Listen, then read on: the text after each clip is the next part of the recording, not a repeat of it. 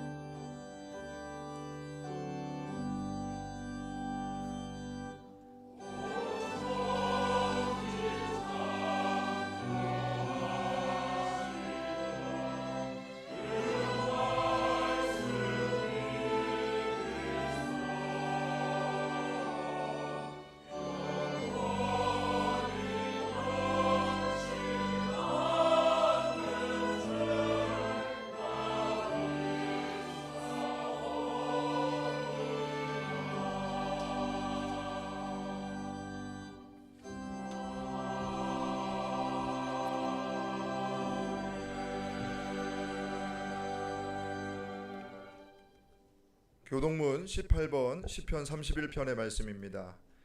여호와여, 내가 주께 피하오니 나를 영원히 부끄럽게 하지 마시고 주의 공의로 나를 건지소서.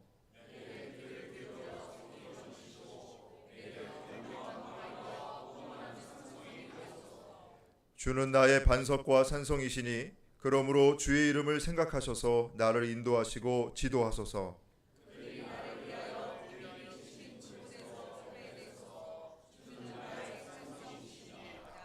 내가 나의 영을 주의 손에 부탁하나이다. 진리의 하나님 여호와여, 나를 속량하셨나이다.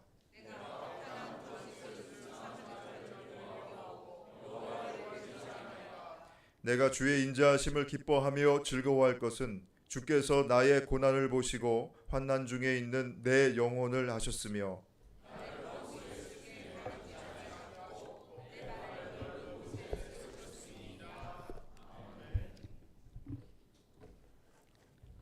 하나님은 통회하는 마음으로 나오는 사람들을 물리치지 않으십니다.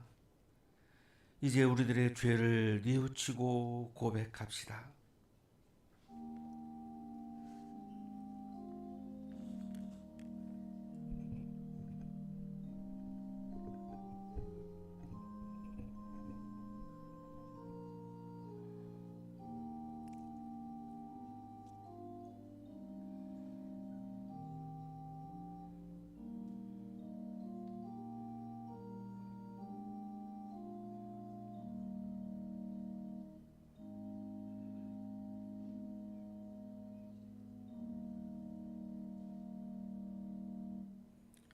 우리가 우리의 죄를 자백하면 하나님은 믿어오시고 의로우셔서 우리의 죄를 용서해 주시고 모든 불의에서 우리를 깨끗하게 해 주실 것입니다. 아멘.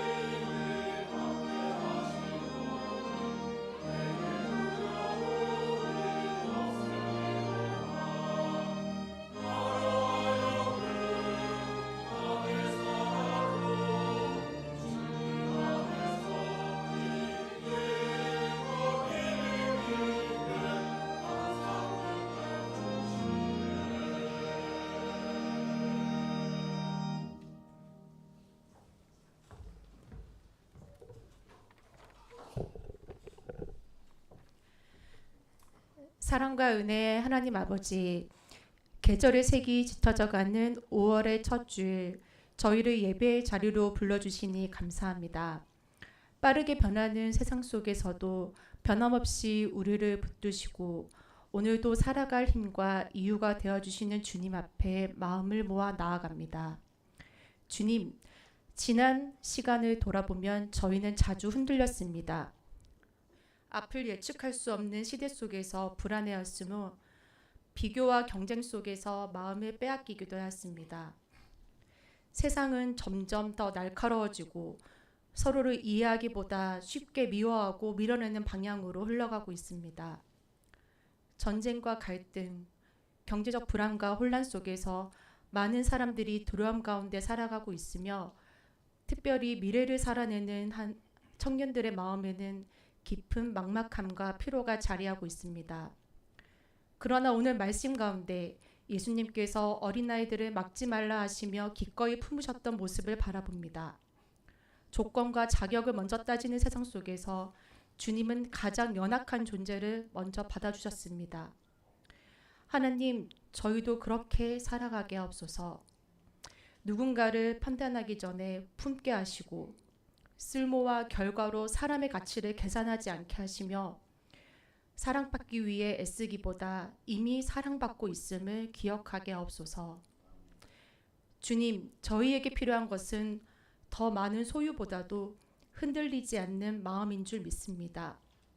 불안이 기준이 되어 살아가지 않게 하시고 세상이 만들어내는 결핍의 언어에 끌려다니지 않게 하옵소서. 필요한 것을 채워주시는 하나님을 신뢰하며 가진 것을 움켜쥐기보다 나누고 이기는 삶보다 살리는 삶을 선택할 수 있는 용기를 허락하여 주옵소서. 특별히 이 시대의 청년들을 위해 기도합니다. 끊임없이 증명해야 하는 현실 속에서 스스로를 소묘하며 살아가는 청년들을 붙들어 주옵소서. 더 높이 올라가야 한다는 압박 속에서도 사랑과 양심을 잃지 않게 하시고 냉소와 체념이 아니라 선함과 진실함을 끝까지 붙드는 믿음의 사람들이 되게 하옵소서.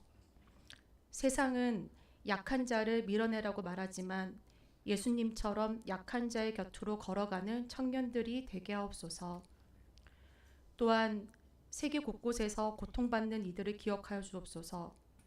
전쟁과 폭력, 재난과 기근 가운데 하루하루를 견디는 이들에게 자비를 베풀어 주옵시고 힘과 이익만을 앞세우는 국제 질서 속에서도 생명과 평화를 위해 길이 끊어지지 않게 하옵소서.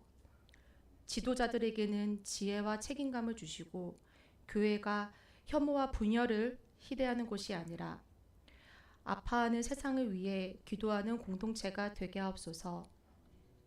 한양대학교 교회를 세워주시고 함께 예배하게 하시니 감사합니다.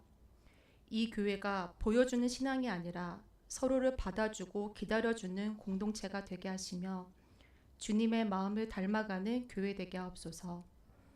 마음을 전하시는 목사님 가운데 성령의 지혜를 더하여 주시고 찬양으로 예배를 섬기는 칼로스 성가대와 모든 손길 위에도 은혜를 더하여 주옵소서. 오늘 이 예배를 통해 우리를 있는 그대로 받아주시는 예수님의 사랑을 다시 깊이 경험하게 하시고 그 사랑으로 세상을 살아갈 힘을 얻게 하옵소서. 우리를 끝까지 품으시고 사랑하시는 우리 주 예수 그리스도의 이름으로 기도드립니다. 아멘.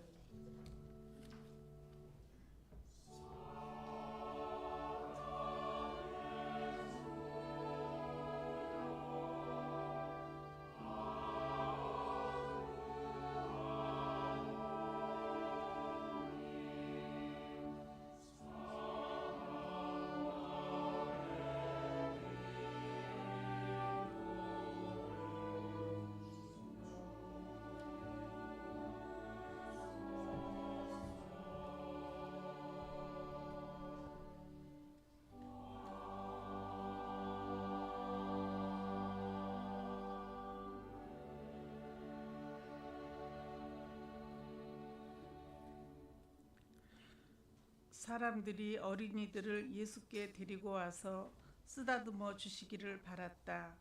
그런데 제자들이 그들을 꾸짖었다.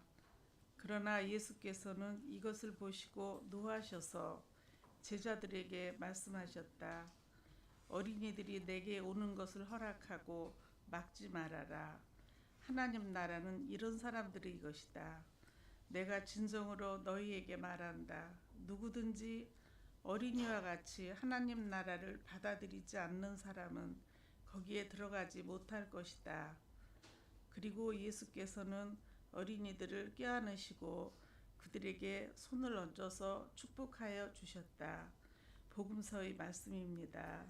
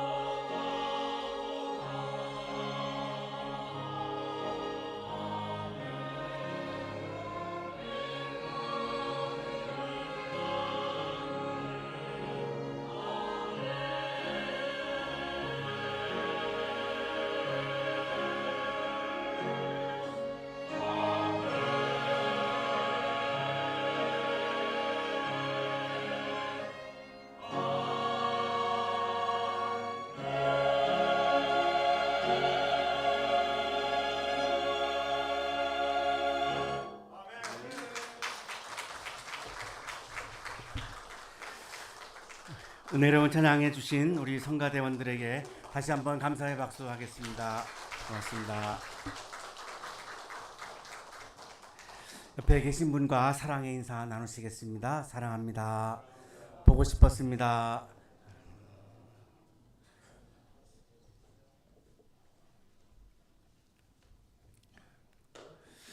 프랑스 철학자 레비나스는 전체성과 무한이라고 하는 저서를 통해서 타자의 얼굴은 나를 책임으로 부르는 계시적 사건이라고 말합니다. 내 앞에 와 있는 에피파니라고 레비나스는 부르는데요. 내 앞에 와 있는 현현하고 있는 이 한 인간의 얼굴은 나를 윤리적인 책임으로 부르는 계시적인 사건이다, 이렇게 말합니다. 나는 얼굴 없는 신과 싸우지 않고 타자의 표현과 타자의 계시에 응답한다. 인간이라고 하는 존재는 내 앞에 현현한 얼굴 앞에서 그 사람의 성과나 능력이나 기능과 역할을 따지지 않고 그냥 인간이라고 하는 존재 그 자체만으로 나는 그가 나에게 요구하고 있는 윤리에 응답해야 하는 것이, 그것이 인간 존재이다. 그것이 인간의 윤리의 가장 기본이다. 이렇게 강조합니다. 이것을 설명하는 과정에서 이렇게 말합니다. 얼굴은 너는 살해할 수 없을 것이다 라고 말한다.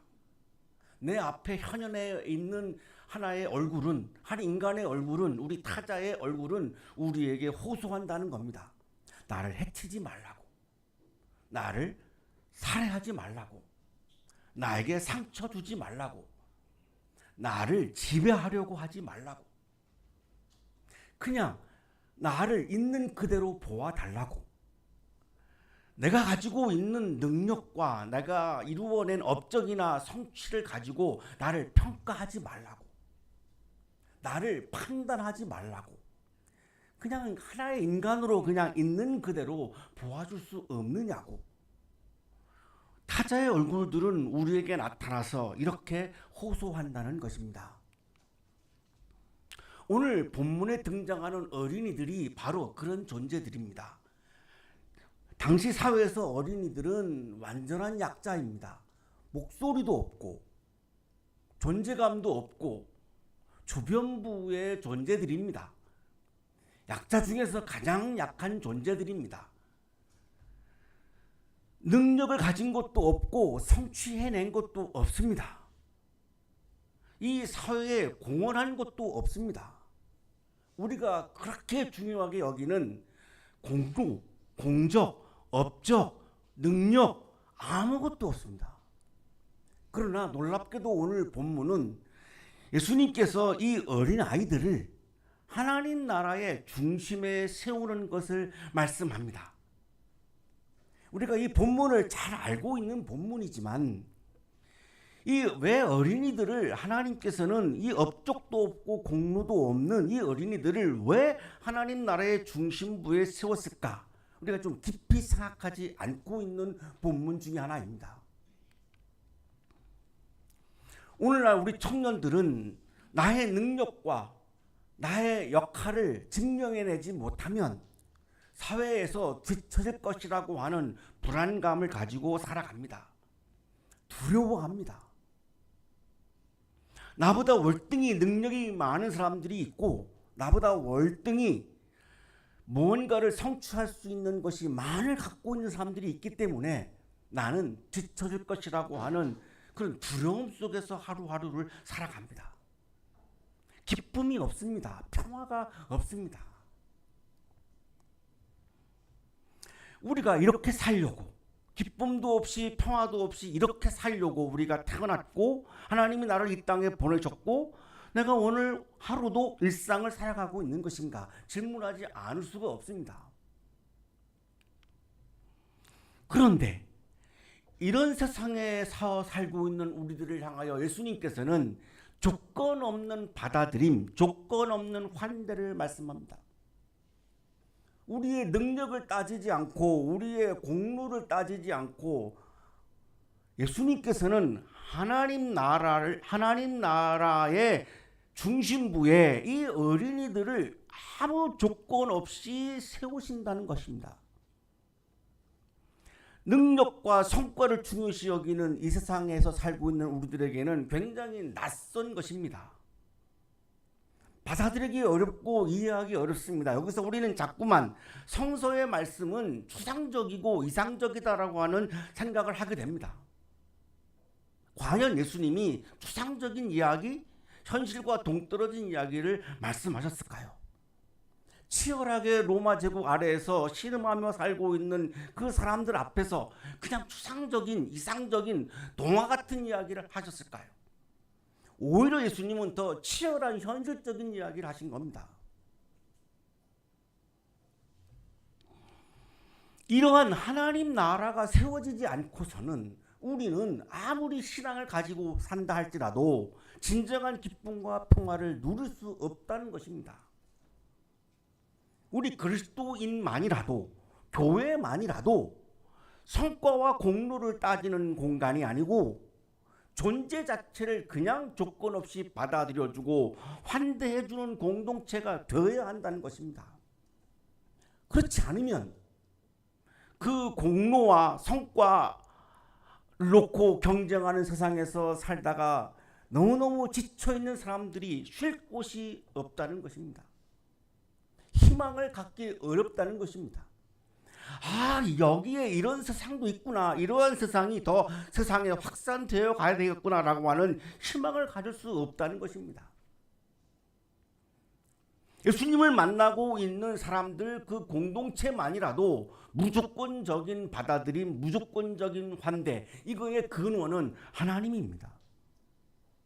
그 하나님의 무조건적인 환대와 받아들임을 실천해야 하기 때문에 이렇게 강조하신 겁니다.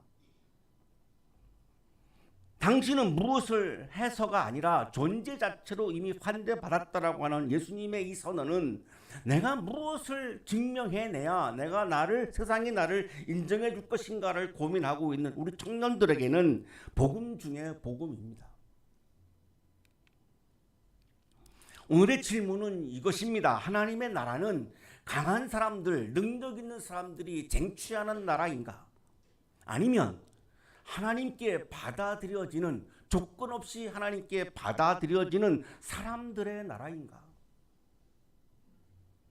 우리가 신앙생활하고 있는 목표 중에 가장 중요한 것 중에 하나가 하나님 나라일 것입니다. 그 하나님의 나라는 어떤 사람들이 들어가는 것인가? 이 세상에서 능력이 많고 공로가 많은 사람들이 들어가는 나라인가? 아니면 조건 없이 하나님으로부터 받아들임을 받은, 하나님이 환대해 주신 그 사람들의 나라인가? 라고 하는 것이 오늘 아침 우리들의 질문입니다.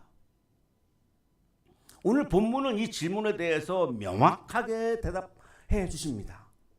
사람들이 어린이들을 예수님께 데리고 옵니다. 쓰다듬어 주기를 바랍니다. 쓰다듬다라고 하는 이 단어는 그냥 접촉이 아니고 축복을 의미합니다. 독일의 성서학자 그닐카는 이렇게 설명해 줍니다. 어루만진다는 것은, 쓰다듬다는 것은 축복을 내리는 것을 시사한다. 단순히 악수하고 단순히 스킨십을 의미하지 않습니다. 부모님들은 이 아이가 예수님의 축복을 받기를 원해서 데리고 온 것입니다. 거기에는 예수님의 생명이 깃들여진다라고 생각을 한 것이고, 그래야만 이 아이가 하루하루를 능력과 관계없이, 성취와 관계없이 기쁘게 평화롭게 인간답게 살 것이라고 하는 확신이 있었기 때문입니다. 그런데 제자들은 그 어린아이들을 꾸짖습니다. 왜 그랬을까요? 제자들은 효율을 중요시 여긴 거죠. 중요한 나의 스승이 이 어린아이들에게 시간을 뺏기기를 바라지 않았던 겁니다. 어린이들에게 부여하는 예수님의 시간을 뺏긴다고 생각한 겁니다. 어른들에게 시간을 쏟아야 이 그룹이 뭔가가 성과가 있고 뭔가가 공적이 생긴다고 생각한 것입니다. 어린이들에게 아무리 시간을 쏟아봐야 의미가 없다고 생각하는 것입니다. 왜? 아무런 능력과 공로가 없는 보잘것 없는 아이들이니까요. 우리가 살고 있는 우리 세상의 원리이죠. 효율성이 중요하죠. 그 효율성을 보면서 제자들은 아이들의 얼굴을 보지 못했습니다. 얼굴의 계시를, 얼굴의 현현을 보지 못했습니다. 이 얼굴의 호소를 듣지 못했습니다. 오로지 우리 선생님의 효율성만을 보는 것입니다. 이것이 오늘을 살고 있는 우리들의 세상의 원리입니다. 부정할 수 없는, 피할 수 없는, 인정할 수밖에 없는 원리입니다. 그러나 예수님이 말씀하시는 하나님의 나라는 효율성을 중시하는 나라가 아닙니다. 모든 인간 존재가 조건 없이 받아들여지고 환대받는 나라입니다. 제자들은 그 하나님의 나라의 원리를 깨닫지 못했습니다. 내 선생님이 무엇을 중요하게 여기는가를 깨닫지 못했습니다. 그래서 아이들을 밀어냈습니다. 이때 예수님은 분노하십니다. 효율성을 중요시 여겼던 제자들이 뭐 그렇게 잘못했다고 예수님은 분노하신 건가요? 너무나 당연한 거 아니겠습니까? 예수님의 세력이 확대되려면 보다 더 영향력을 가지고 있는 사람들에게 만나서 예수님의 말씀을 전하고 거기에 애정을 쏟고 거기에 에너지를 쏟아야지만 예수님의 세력이 더 확대되겠죠. 그것을 중요하게 여겼던 제자들이 뭐 그렇게 잘못했다고 예수님은 분노하시고 있나요? 예수님의 분노의 지점이 무엇일까요? 세상의 원리를 가지고 효율성을 중요시 여기는 세상의 원리를 가지고 하나님의 나라를 오염시키는 것을 참을 수 없는 것입니다. 예수님의 입장에서는 하나님의 나라가 가장 중요했기 때문에 세상의 원리를 가지고 들어와서 하나님의 나라를 훼손하고 하나님의 나라를 오염하고 하나님의 나라를 해석하는 것 그 자체를 참을 수 없는 것입니다. 세상 사람들은 그렇게 산다 할지라도 나의 제자들만큼은 그렇게 생각해서는 안 된다라고 생각하신 겁니다. 나한테 늘 같이 돌아다니면서 배우고 있는 나의 제자들이 그렇게밖에 생각하지 못하는 것에 대해서 예수님은 참담했던 겁니다. 나의 제자들마저도 이렇게 생각하나? 예수님은 선언하십니다. 하나님 나라는 이런 사람들의 것이다. 어린이와 같은 사람들의 것이다. 어린이들이 무엇을 했다고, 무슨 공로가 있다고, 무슨 업적이 있다고, 무슨 능력이 있다고 어떻게 해서 하나님의 나라는 어린이와 같은 사람들의 것이라고 말씀을 할까요? 우리가 생각하고 있는 하나님의 나라와는 많은 결이 다름을 보여줍니다. 하나님의 나라는 우리의 업적과 능력으로 들어가는 나라가 아님이 분명합니다. 전적인 하나님의 은혜로 주어지는 나라입니다.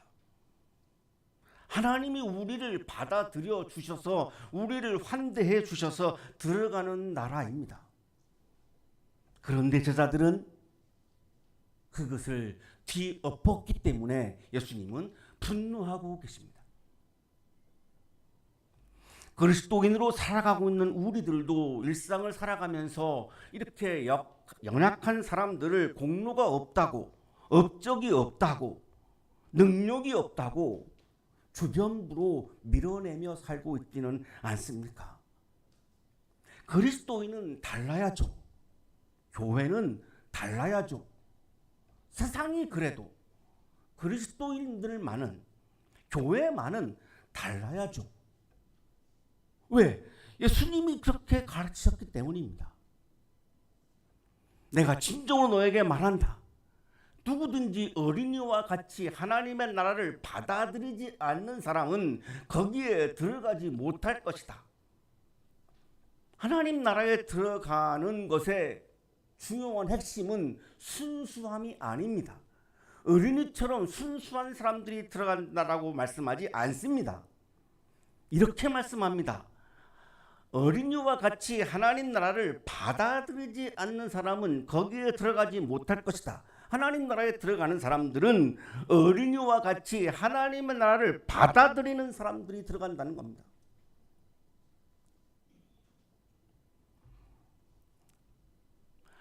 한 존재를 조건 없이 받아들여주고 환대해주고 존중해주지 않으면 하나님 나라에 들어가기가 어렵다는 것입니다.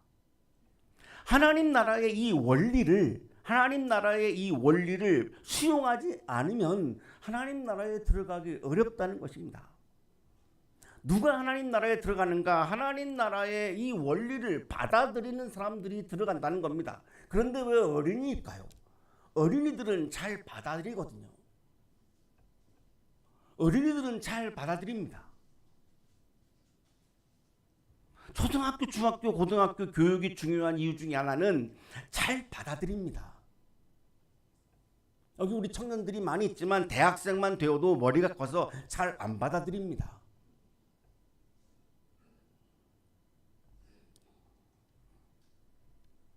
다 나의 생각이 있고 내 자아가 있고 내 주관이 있고 내 철학이 있기 때문에 선생님이 아무리 가르쳐줘도 잘 받아들이지 않죠. 어린이들은 선생님이 말씀하면 90% 이상을 받아들입니다. 받아들임의 문제를 말씀하고 있는 겁니다. 어린이들은 쟁취하지 않죠. 선물로 받습니다. 부모님을 의존합니다. 어른들을 의존하죠. 어른들을 신뢰합니다. 그렇게 하나님을 의존하고 하나님을 신뢰하고 하나님이 받아들여 주기를 그냥 바라고 하는 그 어린아이들, 그런 사람들이 하나님 나라에 들어간다는 것입니다. 나의 자격과 나의 능력을 증명하는 사람이 하나님 나라에 들어가는 것이 아니라 나를 비우고 하나님의 나라의 원리를 받아들이는 사람들이 들어간다는 것입니다.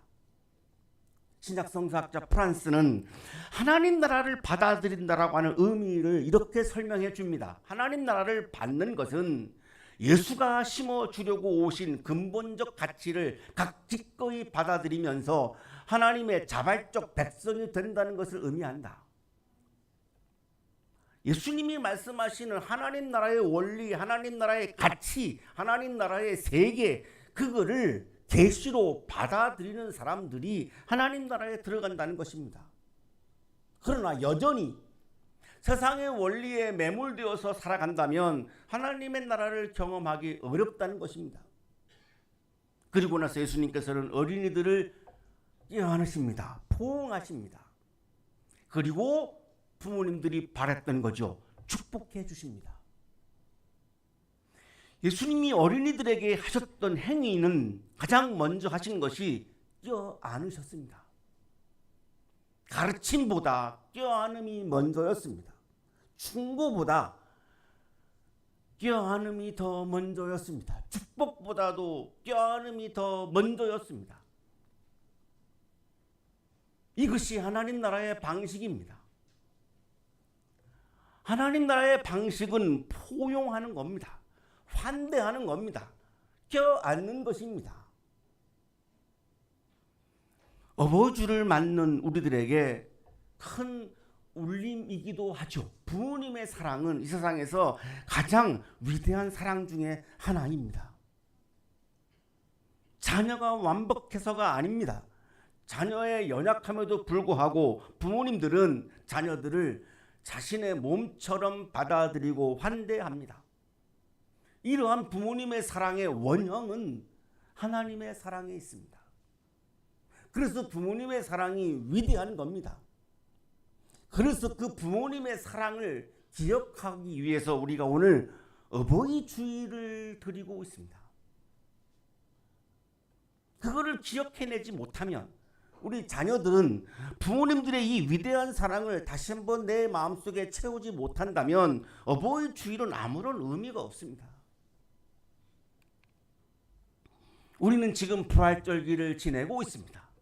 부활은 물론 죽음을 이긴 승리의 사건이기도 합니다만 우리는 2주간, 3주간에 걸쳐서 부활의 시작은 죽어도 끝까지 포기하지 않는 하나님의 끈질긴 사랑, 지독한 사랑, 미친 사랑이 부활의 출발이었다고 묵상했습니다.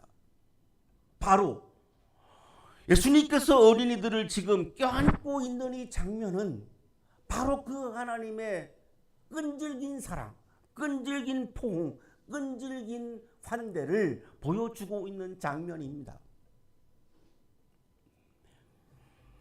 이렇게 나와 생각이 다른 사람들도, 나와 얼굴이 다른 사람들도 내가 이렇게 껴안고 포옹하고 환대하는 나라가 하나님의 나라입니다. 그것을 실천하는 곳이 바로 교회입니다. 그것을 실천하는 사람들이 바로 그리스도인들입니다. 동학의 2세 교조 해월 최시영은 어린이들을 하늘님같이 존중하라고 말합니다. 도가 부인이 동학교도 여성들은, 우리로 말하면 여선교회죠. 여선교회 회원들은 유아를 타함은, 유아를 때리는 것은 천주의 의를, 천주의 뜻을 상하는 것이니 차를 이것을 경계할 것이며 또 도가에서 이니 사람이 레하거든, 나에게 나타나거든, 현현하거든, 객이 내했다고 말하지 말고, 손님이 나에게 찾아왔다고 말하지 말고 천주가 강림했다고 여겨라. 예수님의 마음을 아주 비슷하게, 유사하게 우리들에게 설명해 줍니다. 윤석산 교수는 이 해월의 말을 이렇게 풀이해 줍니다. 어린아이를 때리는 것은 하늘님의 뜻을 상하게 하는 것이라는 해월의 말은 내수도문에서 어린이를 때리는 것은 하늘님을 치는 것이라는 말로 전환된다. 어린이를 학대하는 것은 하나님을 학대하는 것과 같다, 이런 말입니다. 이러한 어린이에 대한 사상이 3대 교조 손병위의 사위인 방정환의 어린이 운동으로 이어집니다. 방정환은 아이들을 가르치기보다는 먼저 존중했습니다. 교육의 대상으로만 보지 않고 존귀한 인격으로 대우했습니다. 이것이 방정환의 어린이 운동입니다. 이 방정환의 어린이 운동은 예수님께서 어린아이들을 포옹하고 껴안으셨던 그 장면의 현대적 실천이기도 합니다. 처음에 우리는 물었습니다. 하나님 나라는 능력이 많은 강한 사람들이 쟁취하는 나라인가? 하나님의 나라를 받아들이는 사람들의 나라인가? 오늘 본문은 분명히 말씀합니다. 하나님의 나라는 성취하는 나라가 아니라 받아들이는 사람들의 나라라고. 우리는 이미 하나님께 무조건적으로 받아들여진 사람들입니다. 우리가 죄인임에도 불구하고 하나님은 우리를 의인으로 여기시며 우리를 이미 받아들여 주셨습니다. 그 하나님의 환대와 하나님의 포옹을 경험한 우리들은 이제 다른 사람들을, 다른 타자들을 나는 포옹하고 환대하는 삶으로 이어져 가야 합니다. 사랑하는 한양가족 여러분, 우리 한양대학교회만으로도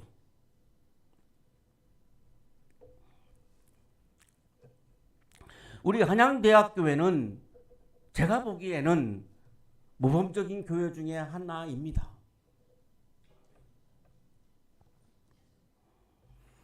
우리 신 회장님은 동의하시고 다른 분들은 좀 야유하시는 것 같은데, 최근에 한 신학자하고 대화를 하다가 우리 교회에 대해서 물어봐서 얘기해 드렸습니다. 너무너무 모범적인 교회라는 겁니다.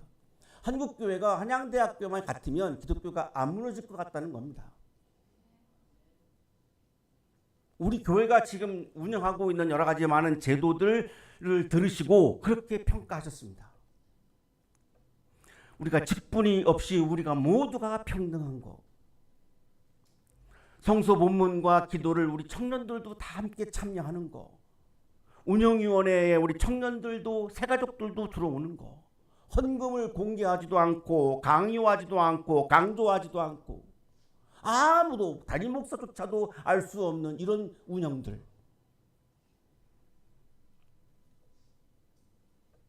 그러나 거기서 그쳐서는 안 됩니다. 우리에게 남아있는 과제가 있습니다.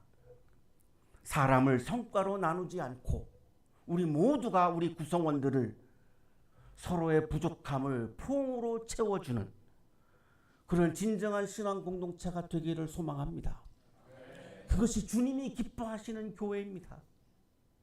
우리가 서로를 조건 없이 용납해 줄 때, 부족함을 서로가 채워주고 안아주고 포옹해 줄 때 비로소 받아들임의 기적인 하나님의 나라가 시작될 것입니다. 하나님의 나라를 향하여 힘차게 나아가는 우리 한양대학교가 되기를 간절히 축원합니다.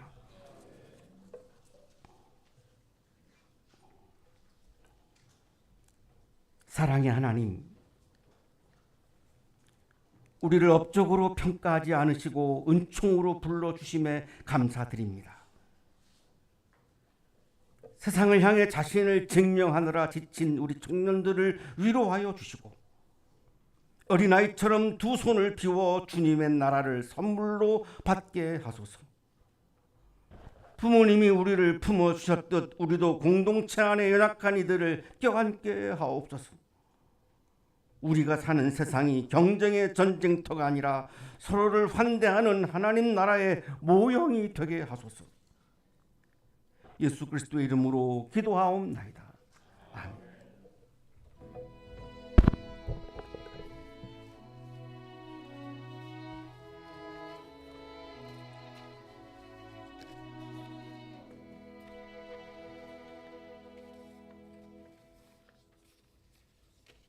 교회 소식을 전해드리겠습니다. 오늘은 부활절 다섯째 주일이자 어린이 주일, 어버이 주일이고 또 5월 첫째 주일입니다. 우리 교회는 매월 첫째 주에 성찬 예식을 진행하고 있습니다. 잠시 후에 성찬식이 있겠습니다. 어린이 어버이 주일 맞아서 오늘 교회에서 선물을 준비했습니다. 해당되시는 분들을 예배 후 나가실 때 꼭 받아가시기를 바랍니다.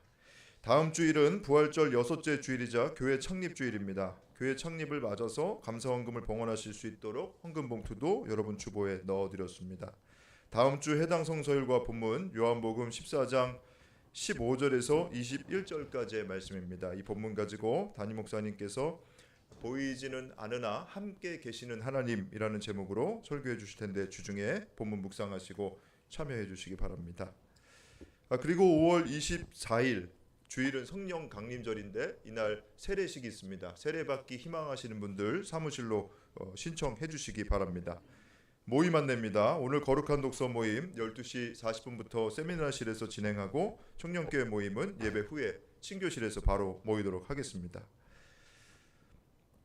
그리고 현재 예배당에서 사용 중인 찬송가가 많이 해졌는데 이 해진 찬송가를 정기수 성도님께서 30부 기증해 주셔서 교체할 수 있게 되었습니다. 감사드립니다. 오늘 예배당에 방문하신 분을 교우 여러분에게 먼저 소개해 드리겠습니다. 먼저 고려대학교 교육학과 교수로 봉직하고 계시는 홍후조님 오늘 예배당에 함께 오셨습니다. 네, 감사합니다. 잘 오셨습니다. 네,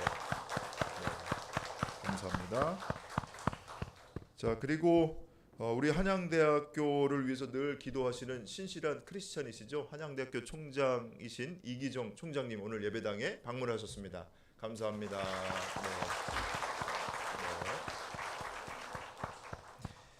자, 그리고 오랜만에 예배당에 방문한 교우분을 또 한 분 소개해드립니다. 우리 한양대학교 정치외교학과 졸업하고 야마하 일본 본사 회계팀으로 발령받아서 근무하고 있는 우리 김건우님 2년 반이죠. 반만에 우리 교우 여러분들에게 인사드리고자 찾아왔습니다. 전주가 고향인데 서울 찍고 내려가겠다고 이렇게 찾아왔습니다. 잠깐 자리에서 일어나서 인사드리겠습니다. 네, 감사합니다.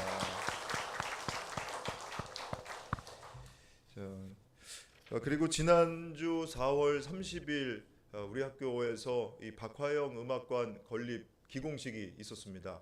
우리 많은 학생들이 또 그곳에 가서 함께 참여하기도 했는데 2028년 5월을 예정으로 아마 이제 완공이 되는 걸로 제가 들었습니다. 이 박화영 우리 동무님께서는 79학번으로 제가 이렇게 글을 읽었는데 우리 학교 성악과 출신이시고요. 우리 학교 학생들 후학을 위해서 많은 기부금, 장학금을 또 기부해 주신 것으로 알고 있습니다.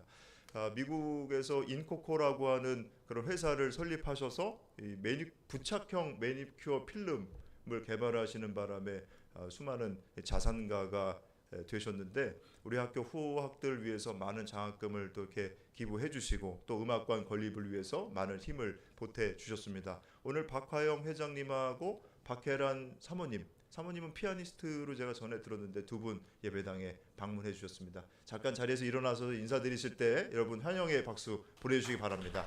네, 감사합니다. 네.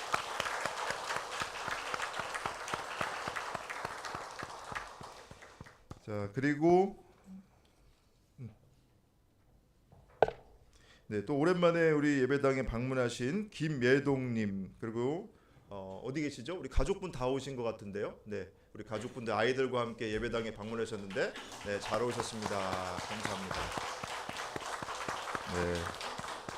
그리고 네, 윤명선 목사님 또 오랜만에 예배당 나와 주셨습니다. 우리 윤명선 목사님, 네, 감사합니다. 네.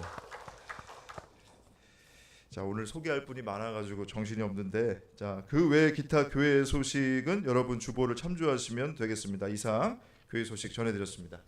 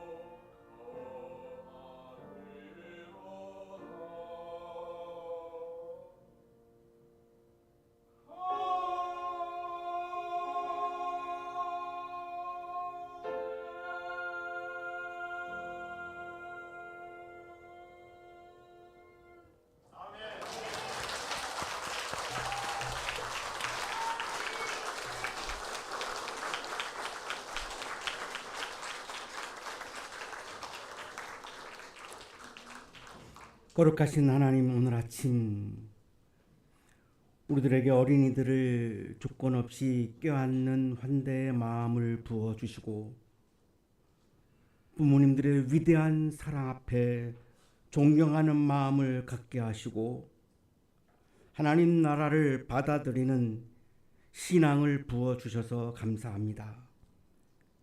감사의 마음을 예물과 찬양에 담아 올려드리오니 기쁘게 받아주시고 찬양과 예물을 드리는 손길 위에 크신 은혜를 부어 주옵소서. 예수 그리스도의 이름으로 기도하옵나이다. 아멘.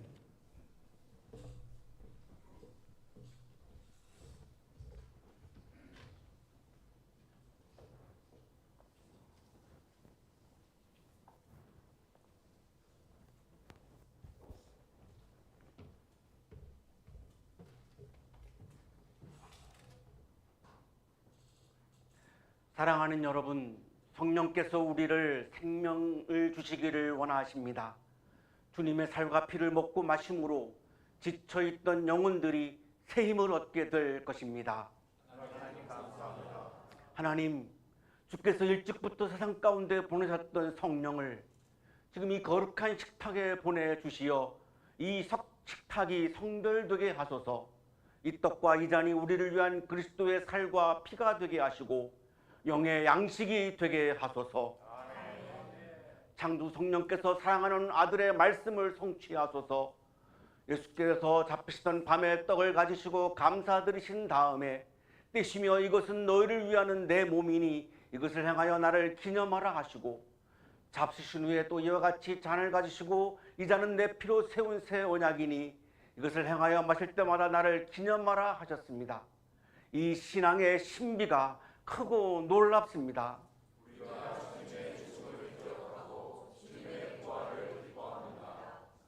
주님의 평화가 여러분과 함께.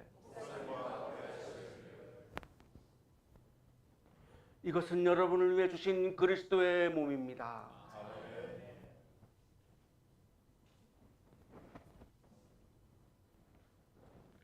이것은 여러분을 위해 흘리신 그리스도의 피입니다. 이는 목사님을 위해서 주시는 그리스도의 몸입니다. 아멘. 그리스도의 피입니다.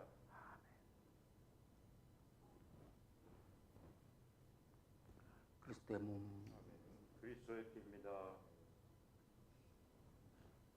그리스도의 몸. 아멘. 그리스도의 피입니다. 아멘. 그리스도의 몸. 이는 그리스도의 몸.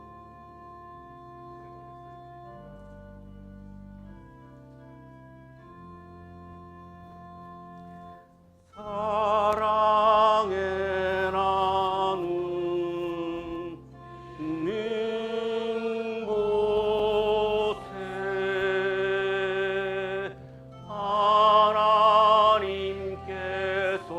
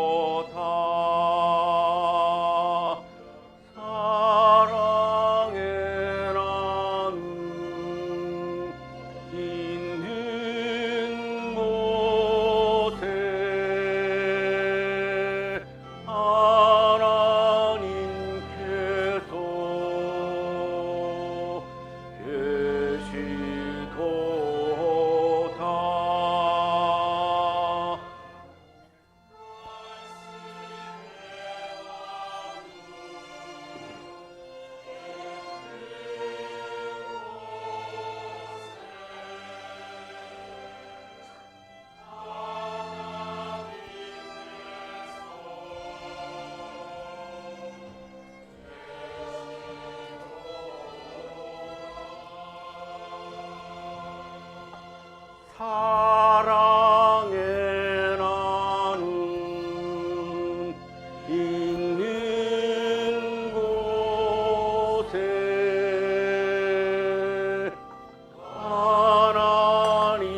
하나님께서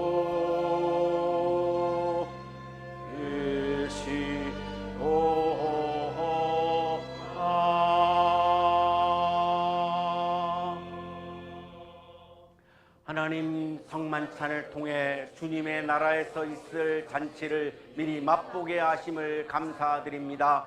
이 땅의 모든 사람들이 하나님 나라의 기쁨을 누리기를 소원합니다. 한양동산의 젊은이들을 통해 하나님의 나라가 확장되기를 원합니다. 성찬을 먹고 마신 우리가 하나님 나라를 꿈꾸며 함께 나아갈 수 있도록 우리에게 용기와 힘을 더하여 주소서.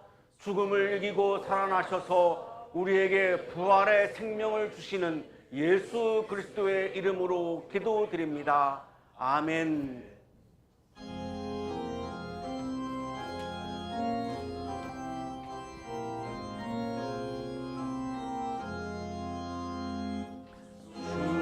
앞에 모든 일 사랑케 하시고 이후에 주님 배울 때 상 받게 하소서.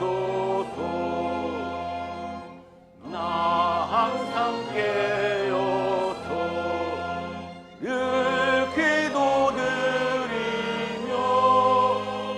내 믿음 변치 않도록 날 도와주소서.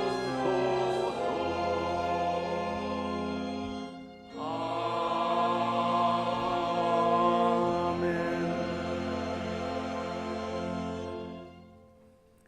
이제는 우리에게 하나밖에 없는 생명까지도 아낌없이 사랑으로 나누어 주시는 예수 그리스도의 은혜와 오늘도 우리에게 말씀을 주시는 하나님의 사랑하심과 생명의 기운을 주시는 성령의 역사하심이 어린이들을 환대하고 부모님들을 존경하고 하나님 나라를 받아들이고 하나님 나라의 확장을 위해 세상을 향하여 힘차게 나아가는 우리 모든 한양 가족들의 삶 속에 지금부터 영원토록 함께 하시기를 간절히 축원하옵나이다.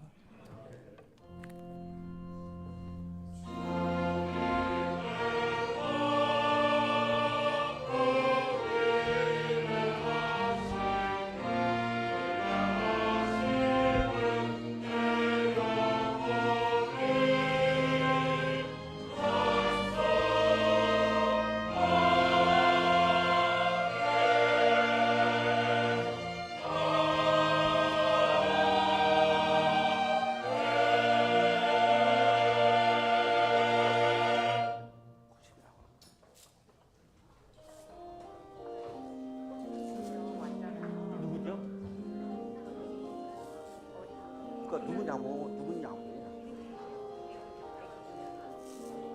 누구네 가정이야? 예동씨네. 이거는 누구?